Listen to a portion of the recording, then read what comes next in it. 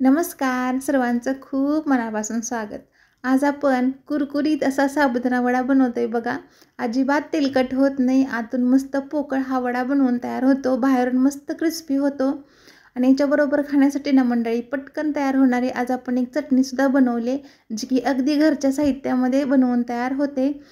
या वड्यासोबत ती चटणी खूप छान लागते. साबुदाणा भिजवण्यापासून ते साबुदाणा वडा तळण्यापर्यंत भरपूर टिप्स सकट तुमच्याबरोबर ही रेसिपी शेअर केली आहे. त्यामुळे व्हिडिओ पूर्ण बघा आणि हा व्हिडिओ तुम्हाला थोडासा जरी आवडला ना मंडळी तर प्लीज व्हिडिओला एक लाईक नक्की करा, आपली रेसिपी शेअर करा आणि चॅनलला सबस्क्राईब करायला सुद्धा विसरू नका.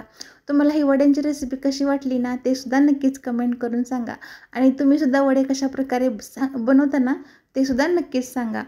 तर वडे बनवण्यासाठी इथं मंडळी आज आपण 1.5 कप साबुदाणा घेतला आहे बघा. तुम्हाला किती वडे बनवायचे आहेत ना त्यानुसार तुम्ही साबुदाणा घेऊ शकता.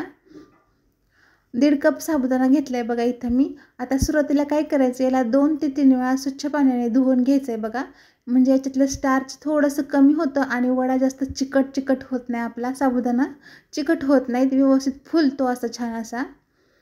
तर इथं बघा मी 2 वेळा स्वच्छ धुवून घेतला आणि तिसऱ्या वेळेस त्यात पाणी टाकून घ्यायचं आहे आपल्याला आणि थोडंसं नखभर पाणी वरती राहिलं पाहिजे. याच्यापेक्षा जास्त पण पाणी ठेवू नका आणि कमी पण ठेवू नका, असं मस्त साबुदाणा बुडला पाहिजे व्यवस्थित, इतकं आपल्याला पाणी ठेवायचं आहे.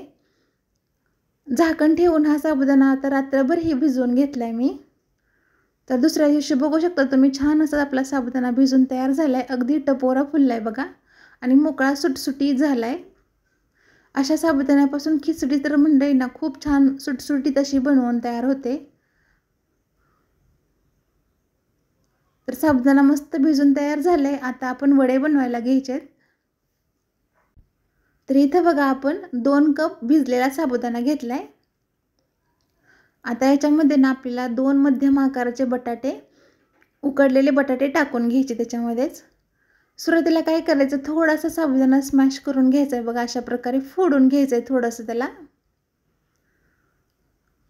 आता उकडलेला बटाटा याच्यामध्ये टाकून घ्यायचा आहे. 1 कप साबुदाण्यासाठी 1 बटाटा असा टाकायचा, म्हणजे 2 कप साबुदाण्यासाठी आपण इथं 2 मध्यम आकाराचे बटाटे वापरलेत बघा. आता हे सगळं थोडंसं स्मॅश करून घ्यायचं आहे, पूर्ण एकजीव करून घ्यायचं आहे आपल्याला. तुम्ही ग्लासच्या साहाय्याने सुद्धा अशा प्रकारे स्मॅश करून घेऊ शकता. आता याच्यामध्ये 6 ते 7 हिरवी मिरचीचा ठेचा टाकून घेणार आहे मी. त्याबरोबरच 2 ते 2.5 चमचे भाजलेल्या शेंगदाण्याचा कूट टाकून घ्यायचा. चवीनुसार मीठ सुद्धा टाकून घ्यायचं आहे आपल्याला. मी ठेचा बनवताना त्याच्यामध्येच मीठ टाकून घेतलं होतं. तुम्हाला हवं तर तुम्ही याच्यामध्ये जिरं कोथिंबीर सुद्धा टाकू शकता. तुमच्याकडे जर जिरं कोथिंबीर उपवासाला चालत असेल ना तर तुम्ही ते सुद्धा वापरू शकता. आता हे पूर्णपणे आपल्याला मिक्स करून घ्यायचं आहे, एकजीव करून घ्यायचं आहे. तर इथं आपलं मिश्रण बनवून तयार झाले बघा. आता लगेचच याचे वडे बनवायला घ्यायचे. वडे बनवताना मंडळी थोडंसं हाताला तेल लावून घ्यायचं आहे, म्हणजे काय होतं ना वडे बनवताना हाताला मिश्रण चिकटत नाही अजिबात सुद्धा. तुम्हाला वडे कितपत लहान मोठे पाहिजे आहेत ना त्यानुसार तुम्ही बनवू शकता. सुरुवातीला चपटा वडा बनवून घ्यायचा आणि मध्ये थोडंसं होल करून घ्यायचं आहे आपल्याला. अशा प्रकारे होल केल्यामुळे ना मंडळी वडा तेलामध्ये फुटत नाही, छान अशी हवा इकडे तिकडे वाफ इकडे तिकडे जायला त्याला मदत होते. त्याच्यामुळे अशा प्रकारे वडे बनवून घ्यायचे, म्हणजे तेलामध्ये फुटत नाहीत बघा. तर सगळे वडे आपण अशाच प्रकारे बनवून घेणार आहोत.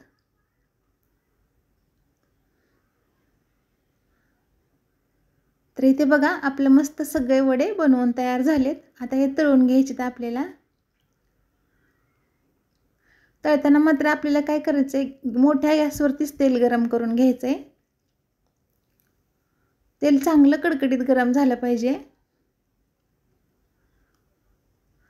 आणि हे वडे ना मंडळी स्लो किंवा मीडियम गॅसवरती अजिबात तळू नका. मोठ्या गॅसवरतीच वडे तळून घ्यायचे. स्लो गॅसवरती मीडियम गॅसवरती जर वडे तळले ना तर तेलामध्ये वडे हमखास फुटतात. आणि टाकून असं काही सेकंद झाले की लगेचच त्याला अलटी-पलटी करून घ्यायचं आहे. एका जागेला वडे ठेवायचे नाहीत आपल्याला. झाऱ्याच्या साहाय्याने अशा प्रकारे स्टर करत छान असे मिक्स करत वडे आपल्याला तळून घ्यायचेत बघा. जर वडे टाकून तुम्ही असे सोडून दिले ना तर वडा तेलामध्ये फुटतो. त्याच्यामुळे अशा प्रकारे स्टर करत मस्त मिक्स करत झारा फिरवत अशा प्रकारे वडे तळून घ्यायचेत बघा आपल्याला। तर इथं बघा मस्त असे वडे तळून झालेत आपले, छान असा रंगसुद्धा आला आहे। आता याला काढून घ्यायचं आहे लगेचच। आणि जास्त वेळसुद्धा वडे जर ठेवले ना आपण तेलामध्ये तरीसुद्धा वडे फुटतात तेलामध्ये, त्यामुळे तळून झाले, छान असा गोल्डन कलर आला, कुरकुरीत झाले की लगेचच काढून घ्यायचे आपल्याला। आता दुसरे सुद्धा ना वडे अशा प्रकारेच आपण तळून घेणार आहोत। तर हे सुद्धा वडे बघा छान असे तळून झालेत आपले।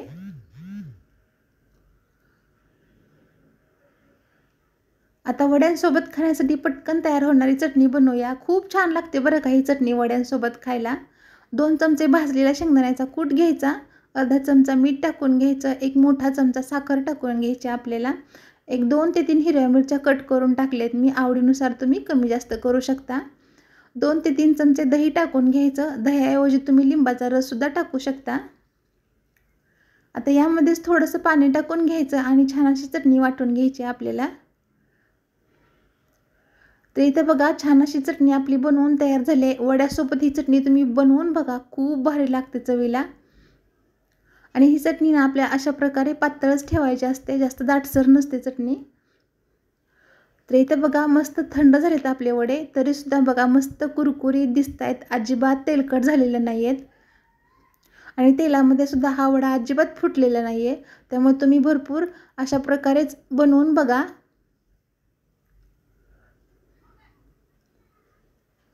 तर इथे आपले सगळे वडे पूर्णपणे थंड झालेत। आता हे तुम्ही चटणीसोबत किंवा अशा प्रकारे नुसतेच गरम गरम सुद्धा खाऊ शकता, खूप छान लागतात चवीला। तुम्ही सुद्धा ट्राय करून बघा। आणि तुम्हाला जर हा व्हिडिओ आवडला तर व्हिडिओला लाईक करा, शेअर करा आणि चॅनलला सबस्क्राईब करायला सुद्धा विसरू नका।